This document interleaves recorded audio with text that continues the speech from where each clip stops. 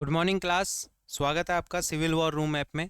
यहाँ पर हमारे पास जो सॉइल मैकेनिक्स की लेक्चर सीरीज चल रही है उसमें चैप्टर नंबर 2 तक हमने कंप्लीट कर लिए हैं। और चैप्टर नंबर 2 के मैंने सारे के सारे आपके पास न्यूमेरिकल्स जितने भी थे, यानी क्वेश्चन चाहे वो गुप्ता एंड गुप्ता के हो, अगोर के हो, या आईएएस मास्टर आईएएस के में एग्जाम्स में आए हो, उनका सारे के डिटेल सॉल्यूशन आपको डाल दिए हैं और डिटेल थ्योरी आपको डाल दिया है। उससे बाहर आपको कुछ नहीं करना। अब मैं टेस्ट भी अपलोड कर दूंगा। सेकंड फर्स्ट चैप्टर का टेस्ट तो डाल ही दिया है, सेकंड का भी अपलोड कर लेंगे। चलो, आज हम पढ़ रहे हैं चैप्टर नंबर 3 जो है वो है सिंपल टेस्ट ऑन सॉइल। देखिए, नाम से ही पता लग रहा है simple test on soil. Simple का मतलब जो हमने पिछले चैप्टर में बेसिक डेफिनेशंस पढ़ी हैं, बेसिक डेफिनेशन पढ़ी है, उन्हीं को ही ज्ञात कैसे किया जाता है। जैसे आपको सब कुछ पता है, वॉइड रेशो वगैरह ये। और अगर आपने पिछले चैप्टर को बहुत ढंग से देखा है तो आपको क्वेश्चंस में भी चीज़ें समझ में आई होंगी कि किस तरीके से क्या होता है। एक बार मैं बेसिक आइडिया दे लेता हूँ, जिसमें बेसिक कॉन्सेप्ट दे लेता हूँ जो कि आपको आना चाहिए। बेसिक कॉन्सेप्ट देख लेते हैं जिससे कि आप चीज़ों को समझ पाएं कि हम इनको फील्ड में या लैब में किस तरीके से बेसिक डेफिनेशंस, जो void ratio, porosity, degree of saturation वगैरह वगैरह है, उनको निकाले कैसे। ठीक है, उनको निकाले कैसे। तो अगर आपके पास मैं आपसे कहूं कि ई वॉइड रेशो निकालना है, तो वॉइड रेशो क्या होता है? वॉल्यूम ऑफ वॉइड बटे में वॉल्यूम ऑफ सॉलिड। पर आप वॉल्यूम ऑफ वॉइड निकालोगे कैसे? ठीक है, वॉल्यूम ऑफ वॉइड निकालोगे कैसे? क्योंकि वॉल्यूम के लिए है। ठीक है, तो इसके लिए क्या किया जाता है? सबसे पहले वॉइड ई निकाला जाता है। पर ई भी किससे निकाला जाएगा? ड्राई डेंसिटी से। आपको पता है जी रो डब्ल्यू बटे में 1 में ई। यदि आपको रो डी आ जाए और जी पता हो, या जी निकालना भी हम सीखेंगे, तो यहाँ से हम क्या निकाल सकते हैं? ई निकाल सकते हैं। तो वॉल्यूम के टर्म में कभी भी नहीं निकलेंगे। क्यों? क्योंकि देखिए, किसी भी चीज़ का वॉल्यूम ज्ञात करना जो होता है वो होता है थोड़ा सा टेढ़ा काम। किसी भी चीज़ का मास अगर आप ज्ञात करना चाहो तो वो ईजी है, उसको वेइंग बैलेंस पर तोल लीजिए, बात खत्म। परंतु यदि किसी का अपन को वॉल्यूम ज्ञात करना है, जैसे अगर मैं आपसे कहूँ कि ये बताओ भैया, ये एक क्यूब है, इसका वॉल्यूम बताओ कितना है? एक एक एक का है, तो आप कहोगे कि अगर इसकी भुजा ए है तो ए क्यूब। यदि मैं आपसे कहूं कि हमारे पास कोई भी स्पेयर है तो उसका भी वॉल्यूम आप बता दोगे। ठीक है, 4/3 पाई आर क्यूब। ठीक है, इसी तरीके से शंकु का भी बता दोगे, 1/3 पाई,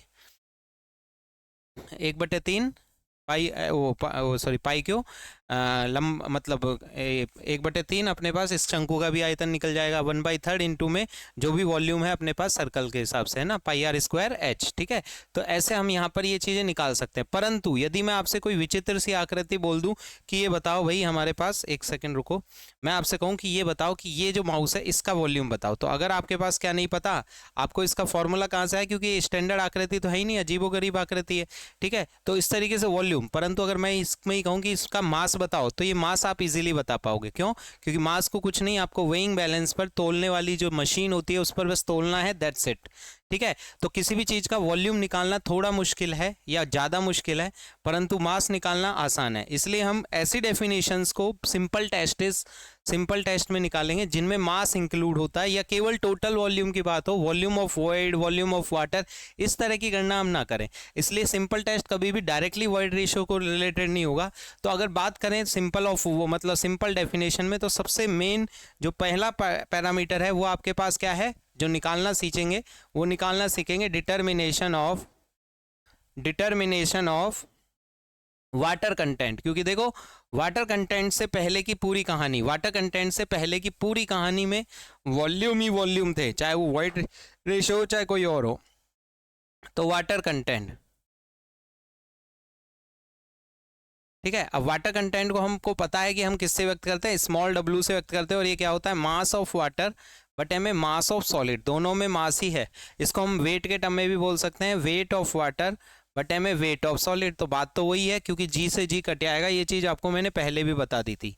ठीक है, तो ये हमारे पास चीज़ है जो आपको आनी चाहिए, क्या? कि वाटर कंटेंट। अब देखिए, यहाँ पर दोनों मास है तो इसको निकालना आसान होगा, क्योंकि तोलना हमारे लिए कोई बड़ा काम नहीं है। तो देखिए, इंडेक्स प्रॉपर्टी के रूप में वाटर कंटेंट के बारे में आपको पहले से ही क्या पता है? एक तो ये डेफिनेशन पता है, दूसरा ये इंपॉर्टेंट इंडेक्स प्रॉपर्टी है, ये भी आपको पता है, इंपॉर्टेंट इंडेक्स प्रॉपर्टी है, ये भी पता है। एक इसकी रेंज के बारे में और देख लीजिए, देखिए, क्या वाटर कंटेंट का मान 0 हो सकता है क्या? देखिए, 0 हो सकता है क्या? देखिए, 0 हो तो सकता है अगर ऊपर वाली संख्या 0 हो जाए, यानी मास ऑफ वाटर 0 हो जाए। यदि mass of water mass of water zero हो जाए। अगर मास ऑफ वाटर अगर जीरो हो जाता है तो हो जाए, ऐसी कोई मिट्टी पॉसिबल है जिसमें पानी ना हो? बिल्कुल हो सकती है। कौन सी मिट्टी होगी? Dry soil. ड्राई सॉइल के लिए ऐसा बिल्कुल पॉसिबल है कि आपके पास कोई भी क्या ना हो, पानी ना हो। ठीक है, तो ये तो हो गया वाटर कंटेंट जीरो तो हो सकता है। क्या वाटर कंटेंट का मान एक हो सकता है क्या? एक चेक करो, एक कब हो? जब ऊपर वाली संख्या और नीचे वाली, यानी जितना पानी का मास है उतना ही किसका मास है? द्रव्यमान है अपने पास, सॉलिड का मास है। तो ऐसा बिल्कुल पॉसिबल तो है ही है। मास ऑफ वाटर और मास ऑफ सॉलिड दोनों का मान बराबर भी हो सकता है। तो ये पॉसिबल केस हो सकता है, पॉसिबल सिनेरियो हो सकता है, ऐसा नहीं है कि नहीं हो सकता। इसी प्रकार से अगर वाटर कंटेंट का मान एक से ज़्यादा की बात करें तो वाटर कंटेंट का मान एक से ज़्यादा भी हो सकता है। क्यों? क्योंकि मान लीजिए फाइन ग्रेन सॉइल होती है जिनमें बहुत सारा पानी समा सकता है, तो उनके वॉल्यूम में मैक्सिमम पानी आ जाएगा। तो अगर आ जाएगा तो फाइन ग्रेन सॉइल में ऐसा भी होता है कि मास ऑफ वाटर जो होता है सॉलिड से ज़्यादा। कोई कॉन्ट्राडिक्शन स्टेटमेंट नहीं है, मतलब ये भी पॉसिबल है। इसका मतलब वाटर कंटेंट का मान जीरो या जीरो से बड़ा कुछ भी हो सकता है। ऐसी लिमिट आपने पहले भी देखी थी पिछले चैप्टर में जो हमने पढ़ा था वॉइड रेशियो, पर वो जीरो नहीं हो सकता था, जीरो से बड़ा कुछ भी हो सकता था। और मैंने वहां पर नोट करके लिखवाया भी था, इसकी कोई ऊपरी सीमा, नो अपर लिमिट, ऐसे लिखाया था। देखो अपने नोट्सों को खोल के, नो अपर लिमिट, कोई अपर लिमिट या ऊपरी सीमा नहीं है, ऐसा ही पढ़ा था अपन ने। सेम टू सेम वही कहानी यहाँ पर पढ़ने वाले हैं हमारे पास कि यहाँ पर भी कोई अपर लिमिट नहीं है, अपर लिमिट नहीं है। तो यहाँ पर कोई अपर लिमिट नहीं है, बस और उसमें और इसमें अंतर क्या है? इसमें और इसमें अंतर क्या है? ये जीरो के बराबर भी हो सकता है, जबकि वॉइड रेशियो कभी भी जीरो नहीं होता। तो ये बेसिक डेफिनेशन मैंने आपसे कहा था वहाँ, वाटर कंटेंट को अपन डिटेल में पढ़ेंगे अगले चैप्टर में, तो वही कहानी यहाँ पर आती है। अब यहाँ पर देखिए दो तरह की मिट्टी है। एक चीज तो ये रेंज आपको समझ में आई, क्या वाटर कंटेंट का मान जीरो या जीरो से बड़ा कुछ भी हो सकता है। ठीक है, नो अपर लिमिट, इवन 100% से ज्यादा भी देखने को मिलता है। ठीक है, दूसरा पॉइंट आपके पास जो आपको आना चाहिए, पहले भी बताया था, अब वापस बता रहा हूं, ये क्या है? इंपॉर्टेंट इंडेक्स प्रॉपर्टी है। अगला चैप्टर आ रहा है, इंडेक्स प्रॉपर्टीज क्या होती हैं, जो कि मिट्टी की इंजीनियरिंग प्रॉपर्टीज़ के बारे में रफ आइडिया देती हैं। जैसे मिट्टी कितना लोड लेगी, कितना दबेगी, कितना उसमें से पानी बह सकता है, इनके बारे में एक रफ आइडिया लगाना होता है, तो वो इंडेक्स प्रॉपर्टी है। और वाटर कंटेंट इंडेक्स प्रॉपर्टी है ऑफ फाइन ग्रेन सॉइल। मैंने आपको पहले भी बताया था, फाइन ग्रेन सॉइल का मतलब होता है सिल्ट और क्ले, कोहेजन लेस सॉइल की cohesive soil, fine grain soil की। कोहेजन लेस सॉइल में, ग्रेवल और सैंड में वाटर कंटेंट बहुत ज़्यादा इंपॉर्टेंट नहीं है, इंपॉर्टेंट तो है परंतु उनकी प्रॉपर्टीज़ को बहुत ज़्यादा प्रभावित नहीं करता। परंतु फाइन ग्रेन सॉइल जैसे सिल्ट और क्ले, इनकी प्रॉपर्टीज़ जो हैं बहुत तेजी से बदलती हैं अगर इनमें वाटर कंटेंट कम या ज़्यादा होता है। तो वाटर कंटेंट से इतनी चीज़ें तो आपको पता होनी चाहिए। कोहेजन लेस सॉइल यानी ग्रेवल और सैंड में इतना ज़्यादा ये प्रभावित नहीं करता। ठीक है, तो ये हमारे पास है वाटर कंटेंट का बेसिक डेफिनेशन के रूप में, जो कि आपको पहले भी पता था। और क्या पता है भाई? और आपको एक चीज़ और पता है कि इससे संबंधित, वाटर कंटेंट संबंधित एक फॉर्मूला आपको ये भी पता है कि क्या, ऐसी साहब जी पानी पियो, ऐसी साहब जी पानी पियो। ठीक है, और एक और चीज़ आपको पिछले चैप्टर से पता है क्या, कि भैया जो बल्क डेंसिटी, ड्राई डेंसिटी होती है, वो क्या होती है? बल्क डेंसिटी में 1+ में वाटर कंटेंट का भाग दे दो, इन दोनों के बीच में रिलेशन है। ठीक है, एक चीज और पता है कि आपको, यदि आपको बल्क डेंसिटी पता है, बल्क डेंसिटी आपको होता है टोटल मास बटे में टोटल वॉल्यूम, और dry density mass of solid बटे में टोटल वॉल्यूम। ठीक है, वाटर कंटेंट पता हो तो बल्क से आप ड्राई भी निकाल सकते हो, ड्राई की मदद से ई निकाल सकते हैं हम फर्दर। ठीक है, ये सारी चीजें आप पिछले लेक्चर के अगर सारे वीडियोस देख के आए हो, इवन कुछ नहीं तो Gupta and Gupta question, Gupta and Gupta book के सॉल्यूशन देख के आए हो, तो हमको ये चीज़ों में बिल्कुल दिक्कत नहीं होगी।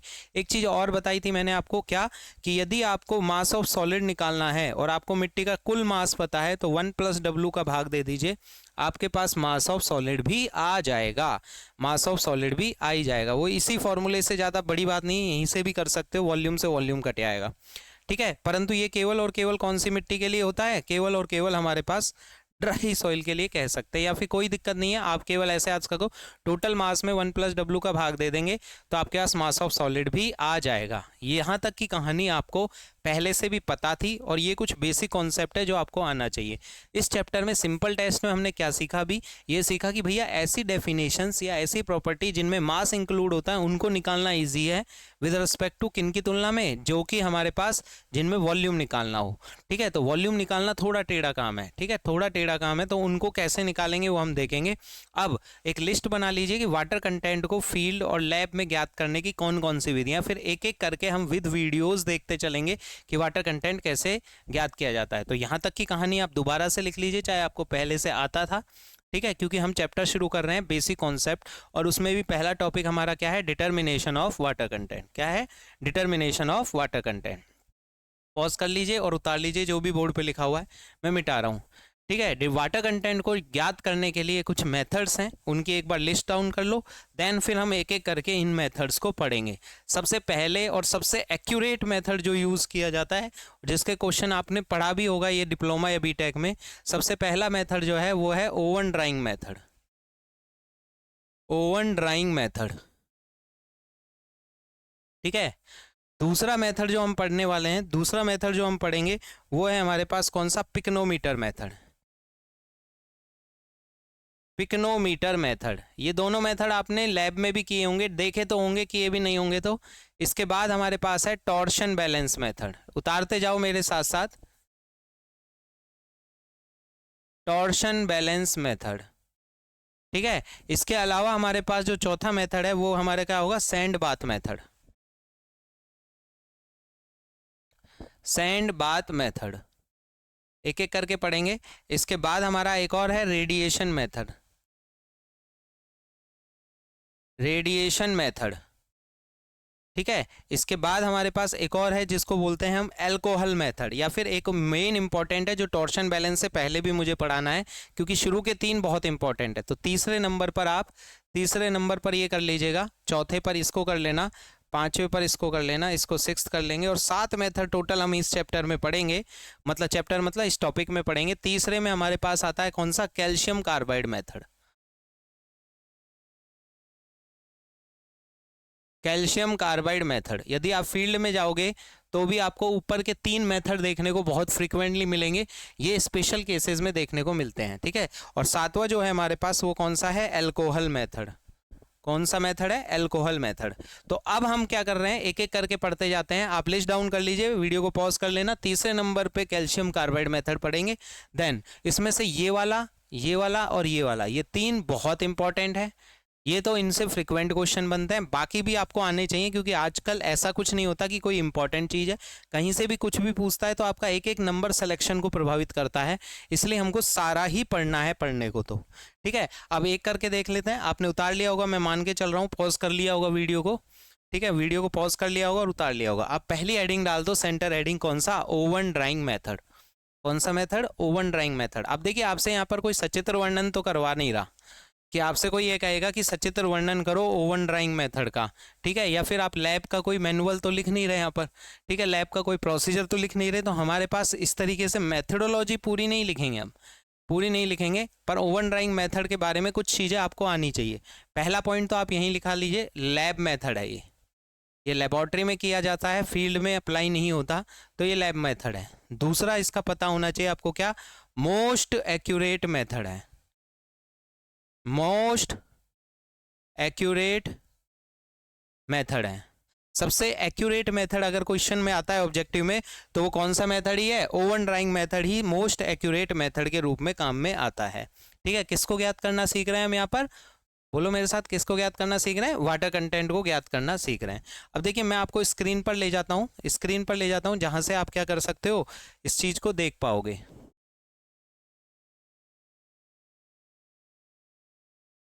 देखिए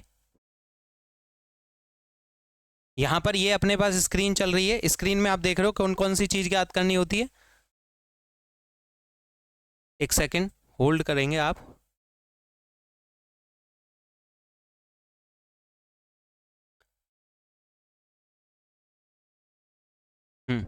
देखिए यहाँ पर कंटेनर्स होंगे। देखिए अब कंटेनर एल्यूमिनियम के कंटेनर होंगे, जो कि छोटे छोटे से कंटेनर होते हैं, इस तरीके के ये छोटे छोटे से कंटेनर होंगे आपको। ठीक है, ये कंटेनर्स होंगे, ऐसे 3 कंटेनर हम ले लेते हैं, ऐसे 3 कंटेनर हम ले लेते हैं। देन आगे अगर हम चलें, आगे हम चलें तो क्या होगा ये देखो, इसके अलावा हमको वेइंग बैलेंस चाहिए जो कि मतलब हम तोलने के काम में आएगी हमारे। ठीक है, इसके अलावा हमको क्या चाहिए होगा, एक ओवन चाहिए होगा, एक ओवन चाहिए होगा जिसमें हम गर्म करेंगे, ठीक है, पानी गर्म करेंगे। ठीक है, देन हमारे पास क्या होगा, इसके अलावा हमारे पास क्या होगा, एक डेसिकेटर चाहिए जहां हम सैंपल को ठंडा करेंगे। ठीक है, और डेसिकेटर में कुछ डाले तो डाले। अब देखिए सबसे पहले क्या करेंगे, मिट्टी का सैंपल ज्ञात करेंगे। ठीक है, मिट्टी का सैंपल लेंगे।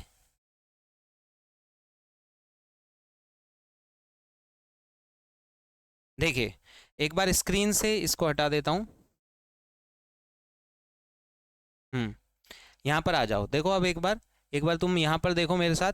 कॉन्सेप्ट क्या है, कॉन्सेप्ट ये है कि आपको ये तो पता ही है वाटर कंटेंट क्या होता है, मास ऑफ वाटर बटे में mass of solid, mass of water बटे में मास ऑफ सॉलिड। तो अभी अभी जो वीडियो में आपने क्या देखा, अब वो जो कंटेनर्स देखे उसमें हमारे पास छोटे छोटे कंटेनर ले लिए जाते हैं। तो करते क्या है, हमारे पास मिट्टी ले लेते हैं, एक कंटेनर ले लेते हैं एम्प्टी कंटेनर, और इसका वजन तोल लेते हैं कितना, m1। ये तो क्या है, एम्प्टी कंटेनर। अभी वीडियो वापस से देखेंगे, अपने पास एम्प्टी कंटेनर ले लेंगे। अब इस कंटेनर में हम क्या भर लेंगे, मिट्टी। वह मिट्टी का सैंपल डाल लेंगे जो कि क्या होगी हमारे पास, जिसका हमारे पास कंटेनर प्लस सॉइल, जिसमें मिट्टी का वाटर कंटेंट ज्ञात करना है, और इसका मास तोल लेंगे कितना, m2। बात समझ में आ रही है। अब इसमें क्या है, वेट सॉइल है। वेट सॉइल का मतलब जिसमें वाटर कंटेंट ज्ञात करना है हमको। अब करेंगे क्या, इस कंटेनर को उठाकर क्या किया जाएगा, ओवन में ड्राई किया जाएगा, ओवन में ड्राई किया जाएगा, ओवन ड्राइंग की जाएगी। और 24 घंटों के लिए इसको ड्राई किया जाएगा। यानी आधा, आज 10 बजे करें तो अगले दिन लैब में आके 10 बजे हम इसको बंद करेंगे, किसको, ओवन को। ठीक है, इसके अलावा ओवन ड्राइंग करते समय टेम्परेचर जो होता है वो 105 से लेके 110 डिग्री टेम्परेचर पर मिट्टी को गर्म करते हैं। ठीक है, यदि कोहेजन लेस सॉइल होती है तो उसको कम देर तक भी गर्म कर सकते हैं अगर आपके पास टाइम नहीं है। परंतु यदि आपके पास मिट्टी के लिए बोला जाता है तो हमारे पास कितना होगा, 24 घंटे तक हम ओवन ड्राइंग करेंगे। ठीक है, ओवन ड्राइंग करेंगे, ऐसे ही नोट्सों में बनाओगे आप। हमने क्या किया, खाली कंटेनर तोड़ लिया, मिट्टी जिसका वाटर कंटेंट ज्ञात करना है उसके साथ मिट्टी को तोल लिया, उस कंटेनर को उठाकर कहाँ रख दिया, उस कंटेनर को उठाकर हमने कहाँ रख दिया, ओवन में रख दिया। टेम्परेचर सेट कर लिया 105 से 110 डिग्री। इससे ज़्यादा तापमान पर गर्म करेंगे तो मिट्टी की संरचना, स्ट्रक्चर चेंज हो जाएगा, सॉइल स्ट्रक्चर ही चेंज हो जाता है। अभी बाद में लिखाऊंगा मैं पॉइंट आपको। ठीक है, तो 110 से ज़्यादा किसी भी सूरत में नहीं होना चाहिए। अब मुझे बताओ 24 घंटे तक अगर होगी तो कंटेनर के साथ जो मिट्टी होगी वो ड्राई होगी पूर्ण रूप से सूख गई होगी, तो ये पूरी की पूरी ड्राई सॉइल हो गई, ओवन ड्राई सॉइल हो गई। और इसको फिर से तोल लेंगे m3, पर तोलते समय पहले इसको ठंडा करते हैं। ठंडा करने के लिए अभी अभी मैंने आपको एक कंटेनर दिखाया था ना कांच का, डेसिकेटर, उसमें डेसिकेटर जो होता है, जैसे आपको मैं अभी दिखाऊं,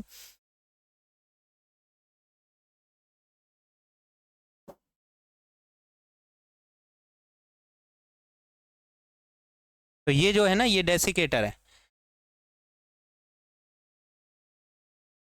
ओवन के बाद देखिए ये जो वीडियो में आप देख रहे हो ये डेसिकेटर है, इसके अंदर ठंडा करेंगे, परंतु इसमें कुछ वाइट वाइट पाउडर और डाल के रखते हैं, वो डेसिकेटर एजेंट होता है, कोई भी कैल्शियम कार्बोनेट या लाइम वगैरह हो सकता है। ठीक है, तो इसके बाद यदि वापस से हम आए अपने बोर्ड पर आ जाते हैं, तो यहाँ पर एक चीज़ ये देखिए, हमारे पास क्या किया हमने, ये ज्ञात कर लिया। अब दोबारा से वाटर कंटेंट है क्या, मास ऑफ वाटर बटे में मास ऑफ सॉलिड। तो हमारे पास वाटर कंटेंट कैसे निकालोगे, ऑब्जर्वेशन के नाम पर यही है बस, m1 m2 और m3।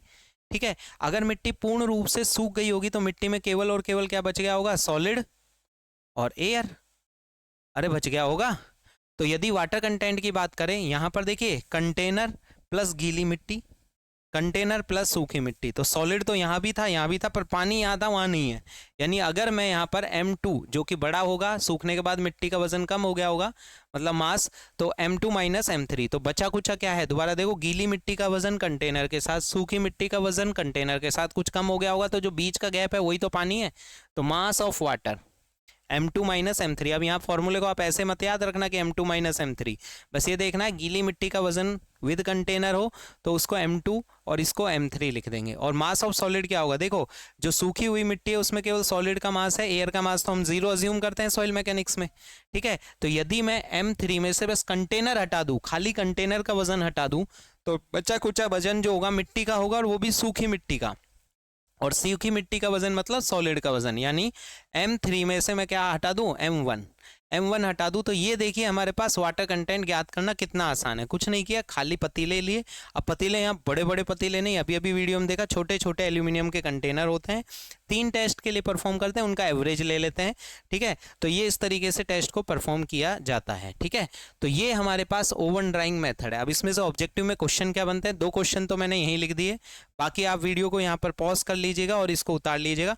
पर उतारने से पहले ये स्क्रीन पर मैं मिटा भी नहीं रहा, आपको एक बार वीडियो को देखते हैं कि ये टेस्ट कैसे परफॉर्म होगा। क्यों? क्योंकि यदि आप यहाँ पर वीडियो देख लोगे तो आपको चीज़ें आसानी से समझ में आएगी। ठीक है, तो यहाँ पर हम अब चलते हैं स्क्रीन नंबर 2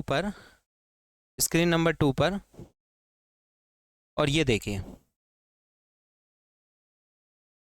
ये डेसिकेटर एजेंट होता है। अब मिट्टी का जो सॉइल सैंपल है वो हम यहाँ पर ले लिए हैं, मिट्टी का सॉइल सैंपल है वो हम यहाँ पर ले लिए हैं। अब करते क्या है, सबसे पहले तो देखिए ये जो अपने पास सर है, ठीक है, जसवीर सर हैं, ये निटर चंडीगढ़ में, ये वहीं का वीडियो है, गवर्नमेंट की साइट से यूट्यूब पे डाला हुआ है, वहाँ से एक्सप्लेनेशन के तौर पर आपको मैं समझा रहा हूँ। ठीक है, तो सबसे पहले तो क्या किया, खाली कंटेनर्स का वजन तोल लिया। अब यहाँ पर ये रीडिंग नोट करने की जरूरत नहीं है आपको, ये परफॉर्मा है, टेस्ट कोई आपसे वैसे तो पूछ नहीं रहा, परंतु फिर भी आपको आना चाहिए हल्का फुल्का, तो वो हमारे पास यहाँ दिखा रखा है। तो देखिए जैसे कंटेनर का जो वजन है वो हमने तोल लिया, जैसे कितना है 32.66। अब जो भी मिट्टी का वाटर कंटेंट ज्ञात करना है उसको लम्प फ्री करते हैं, थोड़ा बहुत चूरा बना लेते हैं, जिससे होगा क्या, उससे होगा ये कि उससे हमारे पास ये होगा कि सारे के सारे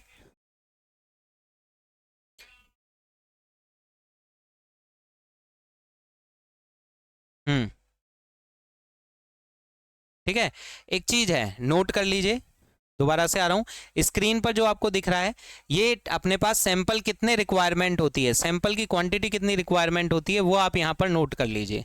ठीक है, सैंपल की क्वांटिटी कितनी रिक्वायरमेंट होती है वो आप यहाँ पर नोट कर लीजिए। कितना, यदि हमारे पास परसेंटेज पासिंग, यदि हमारे पास जो 90% से ज़्यादा पार्टिकल 425 माइक्रोमीटर छलनी से पास हो रहे हैं, यानी फाइन सॉइल है।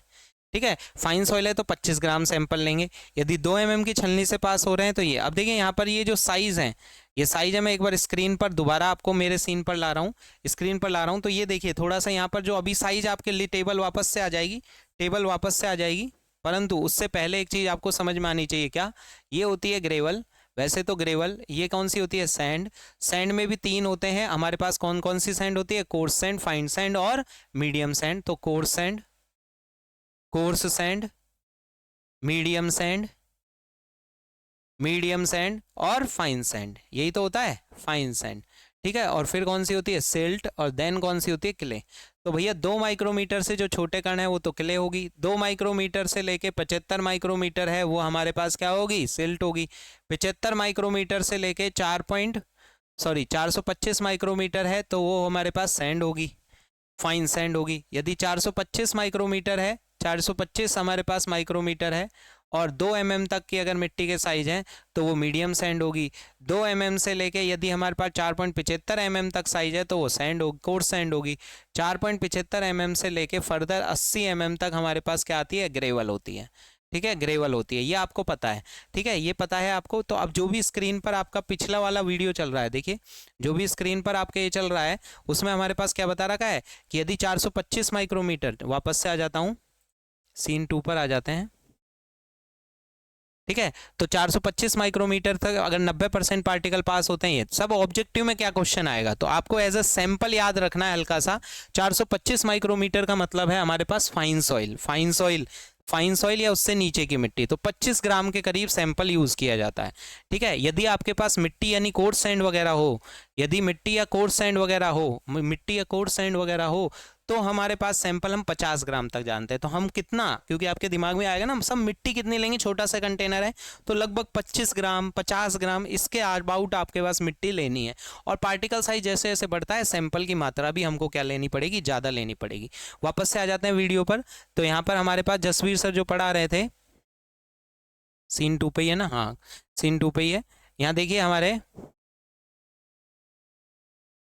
तो ये चीज़ें आपको आनी चाहिए।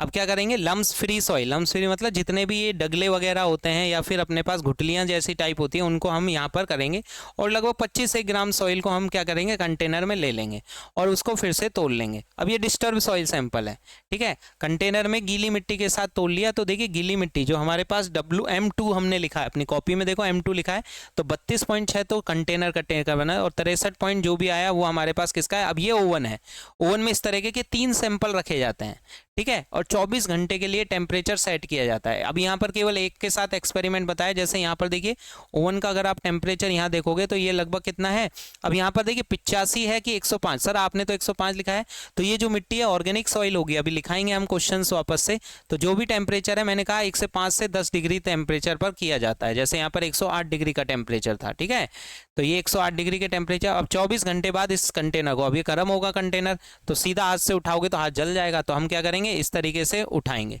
ठीक है, और इसको ठंडा होने लेंगे तोलने के लिए डेसिकेटर में। अब देखो ये जो इस जो डेसिकेटर है कांच का सा, इसमें वाइट कलर, इसका काम क्या है, डेसिकेटर का काम केवल इतना सा है इसका कि ये डेसिकेटर जो है ये आसपास की नमी वापस से ना सोख ले, क्योंकि हमने इतनी मेहनत करी है, इतनी बिजली खर्च करी है, वेट किया है 24 घंटे तक ओवन में, तो अब दोबारा से वातावरण की नमी पानी मिट्टी ना सोख ले, उसके लिए हम इसको क्या करेंगे डेसिकेटर में ठंडा करेंगे, जिससे कोई नमी ना हो, और तुरंत इसको फिर क्या कर लेंगे तोल लेंगे, ठीक है। तो मिट्टी को फिर से हमने तोल लिया, और यहाँ से मिट्टी का फिर से वजन आया कितना, अपना ये, तो अब हमारे पास क्या है, ये देखो ये तो हमारा क्या है ये तो हमारे पास क्या है M1, ये हमारा क्या है जो मैंने आपको समझाया, ये है हमारा M2, और ये हमारा क्या है M3। देन हमको कैलकुलेट करने में कोई बड़ी बात नहीं है, आप इसको आराम से कैलकुलेट कर सकते हो। इसी तरीके से वाटर कंटेंट अगर और निकालोगे तो वो भी निकल सकते हैं, तो ये चीज़ आपको आती है तो आपको कोई दिक्कत नहीं होगी चीज़ें समझने में। इसी तरीके से 3 सैंपल्स का हम रिपीट करते हैं, और तीनों सैंपल के लिए वाटर कंटेंट हम निकाल लेते हैं। जैसे वाटर कंटेंट इसमें कितना आया, वो जो भी है डिवाइड करके, वही आप खुद से फॉर्मूला लगा करो इसको देखने की, 17.64, तो ये वाटर कंटेंट कितना आ गया 17.64। इसी तरीके से और सैंपल लेंगे, तो किसी सैंपल में कितना आया 16.99, किसी सैंपल में ये कितना आया है, किसी सैंपल में ये कितना है 16.99 और 17.29। तो इस तरीके से अगर हम सारी रीडिंग लेंगे तो इनका एवरेज ले लेंगे, तो जो भी मिट्टी का सैंपल हमारे पास आया है वाटर कंटेंट ज्ञात करने के लिए, उसको हम डिटेल में इजीली क्या कर सकते हैं, ज्ञात कर सकते हैं। क्या कर सकते हैं जी भाई, ज्ञात कर सकते हैं। तो इस तरीके से हम एवरेज वाटर कंटेंट लिख दिए हैं इसका 7.31। तो आप कहे हुए सर आप पूरा ये उतारे क्या, हम नहीं, बिल्कुल नहीं, ये बिल्कुल मत उतारो आप, वैसे आपको इतना पता होना चाहिए। तो ये हमारे पास प्रोसेस है। अब ऑब्जेक्टिव में क्वेश्चन क्या आते हैं ये हमारे वापस से बोर्ड पर आ जाते हैं। तो यहाँ तक की कहानी वीडियो देखने के बाद जो आपके पास ये है ये समझ में आ गया होगा। वीडियो को पॉज कर लेना आप मेरे को, और ये चीज़ जो अपन ने एक लाइन में लिखी है वो ही पूरे वीडियो में आपको दिखाई गई है। डेसिकेटर का काम क्या होता है ये भी मैंने आपको समझा दिया। इसके अलावा हमारे पास दूसरी सारी चीज़ों को भी मैंने एक्सप्लेन कर लिया। अब हमारा मेन मुद्दा है कि आप इसको पॉज करके उतार लिए होंगे, और ये तो हल्का सा आइडिया है ही, फिर भी नोट्सों में आपके पास आना चाहिए, क्योंकि वो टेबल जो मैंने आपको पॉज करने की, दोबारा वीडियो को रिवाइंड कर लेना, और जो आपको दिखाया गया था कि भैया किस किस सैंपल के लिए, पर आपके दिमाग में एक रफ आइडिया हो कि ओवन में हमारे पास लगभग 25 ग्राम या 50 ग्राम तक का सैंपल लेते हैं, अगर फाइन ग्रेन सॉइल या फाइन सैंड तक, मीडियम सैंड तक काम होता है तो, ठीक है। बाकी ग्रेवल वगैरह के लिए तो वैसे भी इसका यूज़ कम ही करते हैं, ठीक है। तो यहीं तक की यह बात हम करें तो लगभग 50 ग्राम तक का मैक्सिमम है, ठीक है। अगर फाइन ग्रेन सॉइल से भी कम है, यहाँ से नीचे की मिट्टी है, तो उसमें 25 ग्राम सैंपल से ही काम चल जाएगा। ये एक रफ आइडिया आपको आना चाहिए, ठीक है। अब ऑब्जेक्टिव में क्वेश्चन क्या आते हैं साहब, 2 क्वेश्चन तो आपको मैंने लिखा दिया, आपने उतार लिया होगा। आगे चलें तो यहाँ पर देखिए एक चीज़ आपके दिमाग में होनी चाहिए कि 105 से ज़्यादा क्यों नहीं करते, ठीक है। तो आपको एक चीज़ और पता होनी चाहिए क्या, कि यहाँ पर टेम्परेचर हम 1 से, ठीक है, तो नोट करके आप कुछ क्वेश्चन है ऑब्जेक्टिव के वो मेरे साथ साथ लिख लो। क्या, पहला क्वेश्चन, अबाव 110 डिग्री टेम्परेचर, इससे ज़्यादा टेम्परेचर पर क्या होगा, सॉइल स्ट्रक्चर जो है वो चेंज हो जाएगा, ठीक है, ठीक है। सॉइल स्ट्रक्चर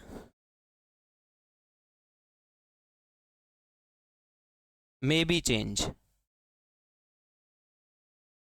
क्यों हो जाएगा। अब आपको देखिए यहाँ पर मैंने आपको बताया था, याद करो कोहेसिव सॉइल में मैंने जो पहला चैप्टर था उसमें बताया था, कोहेसिव सॉइल में जो प्रॉपर्टीज होती हैं कोहेसिवनेस की, वो कौन से वाटर से आती है, एडजॉर्ब वाटर से आती है। एब्जॉर्ब नहीं लिख रहा, एडजॉर्ब, एडजॉर्ब्ड वाटर लेयर से आती है, जिसको क्रिस्टल वाटर या हाइग्रोस्कोपिक वाटर बोलते हैं। हाइग्रोस्कोपिक वाटर या स्ट्रक्चरल वाटर ऑफ सॉइल बोलते हैं, और इससे मिट्टी की प्रॉपर्टीज गवर्न होती है, स्ट्रक्चरल वाटर। और कर लो, स्ट्रक्चरल वाटर बोलते हैं इसको, ठीक है। और इससे मिट्टी की सारी प्रॉपर्टीज गवर्न होती हैं कोहेसिव सॉइल के लिए। और हम कोहेसिव सॉइल को इतना फोकस क्यों कर रहे हैं कि वाटर कंटेंट बहुत इंपॉर्टेंट प्रॉपर्टी है कोहेसिव सॉइल में। कोहेजनलेस सॉइल में इतना इंपॉर्टेंस इसका नहीं होता, ठीक है। तो हाइग्रोस्कोपिक वाटर, तो हमें ये पानी गायब नहीं करना मिट्टी का, ये पानी गायब नहीं करना। हमें कौन सा पानी गायब करना है? जो मिट्टी के रिक्तियों में, वॉइड्स में उपस्थित पानी है, उसको हमको, वॉइड वाटर जो है उसको हमको सुखाना है 24 घंटे में, जो ओवन ड्राई कर रहे हैं। तो 110 डिग्री टेम्परेचर से अगर आप ज़्यादा तापमान कर दोगे तो मिट्टी का जो स्ट्रक्चरल वाटर है वही सूख जाएगा, यही वही गायब हो जाएगा। तो मिट्टी का जो बेसिक प्रॉपर्टी है कोहेसिवनेस की, वो खत्म हो जाएगी। तो हमने मिट्टी को डिस्टर्ब नहीं करना, मिट्टी के स्ट्रक्चर को डिस्टर्ब नहीं करना, इसलिए 110 डिग्री तापमान से ज़्यादा तापमान नहीं करेंगे, ठीक है। तो पहला पॉइंट तो ये है, मैं ऊपर लिख रहा हूँ, आप नीचे ही नीचे लिखते जाना, और चीज़ें आपको मेरे ख्याल से क्लियर हो रही होंगी, ऐसा तो है नहीं कि नहीं हो रही। तो ये हमारा, आगे चलें तो अगला अगर हमारा है सेकंड, तो यदि हमारे पास क्या मौजूद हो, ऑर्गेनिक सॉइल हो, इफ ऑर्गेनिक, लिखते जाओ मेरे साथ साथ, हिंदी में लिखो तो क्या लिखोगे? यदि ऑर्गेनिक पदार्थ उपस्थित हो, ऑर्गेनिक मैटर्स आर प्रेजेंट। अगर ऑर्गेनिक मैटर प्रेजेंट होते हैं तो किसी भी सूरत में टेम्परेचर जो होता है, टेस्ट टेम्परेचर, वो 60 डिग्री से ज़्यादा नहीं करते। अब ऑर्गेनिक मैटर कौन सी मिट्टियों में पाए जाते हैं आपको पता है? पीट, इसके अलावा मक, ऊपर शायद दिख नहीं रहा होगा स्क्रीन पे, तो मैं यहाँ लिख लेता हूँ पीट, जैसे मर्ल, मरीन सॉइल सी में मिलती है जो, मक, ह्यूमस, जो कि ओवरफ्लो रिवर होने के बाद जब वापस सूख जाता है तो किनारों पर जो कीचड़ होता है उसको मक बोलते हैं, ह्यूमस आपको पता ही है, ठीक है। तो ये पार्शियली डिकम्पोज सॉइल होती है, मक हमारे पास कीच जैसी सॉइल होती है। तो ऑर्गेनिक अगर मैटर हो तो किसी भी सूरत में किससे ज़्यादा तापमान नहीं करोगे आप? 60 डिग्री से ज़्यादा नहीं करोगे, 60 डिग्री से ज़्यादा नहीं करेंगे। और इसके अलावा चौथा पॉइंट जो है, तीसरा पॉइंट जो है वो और इम्पॉर्टेंट है, क्या? If gypsum is present. Gypsum, आपको देखो जिप्सम का उदाहरण मैंने दिया था कहाँ पर? जब केमिकल डिकम्पोजिशन हो रहा था, केमिकल डिकम्पोजिशन या केमिकल वेदरिंग के बारे में बताया था, तो वहाँ मैंने जिप्सम का एग्जांपल दिया था, ठीक है। तो जिप्सम बेसिकली होता क्या है? CaSO4 जो होता है, अगर उसको हाइड्रेट कर दे, गीला कर दे, तो 7H2O के साथ वो एक पदार्थ बनाता है जिसको क्या बोलते हैं? जिप्सम। तो होता क्या है, अगर हमारे पास जिप्सम मौजूद है तो किसी भी सूरत में 80 डिग्री से ज़्यादा तापमान नहीं किया जाता। जिप्सम की मौजूदगी ये बताती है, और जो प्रकृति में बहुत ज़्यादा मात्रा में, प्रचुर मात्रा में मिलता है मिट्टी के साथ जिप्सम, तो जिप्सम अगर है तो भैया 80 डिग्री से ज़्यादा करोगे तो इसका जो ये आणविक स्ट्रक्चरल वाटर है, ये डिस्टर्ब हो जाएगा 80 से ऊपर टेम्परेचर पर। तो यदि मिट्टी में जिप्सम पदार्थ मौजूद हैं तो भैया ओवन ड्राइंग टेम्परेचर 80 डिग्री से ज़्यादा नहीं होना चाहिए। ऑर्गेनिक पदार्थ है तो 60 डिग्री से ज़्यादा नहीं होना चाहिए। तो ये था हमारे पास पहला मेथड, किसको? वाटर कंटेंट ज्ञात करने का, oven drawing method. Important method है, फ्रिक्वेंटली यूज होता है हर जगह, और इसके जो 3-4 question most accurate method, temperature 110 से ज़्यादा क्यों नहीं करते? क्योंकि स्ट्रक्चर वाटर को प्रभावित करता है। 60 से ज़्यादा कम नहीं करते, और 80 से ज़्यादा कम नहीं करते। और वीडियो देखने से आपको ये पता तो लग ही गया होगा कि किस तरीके से ज्ञात किया जाता है। तो धन्यवाद। अगले लेक्चर में हम क्या देखेंगे? अगले लेक्चर में अदर्स मेथड के बारे में देखेंगे, जैसे pycnometer method, calcium carbide method. Thank you.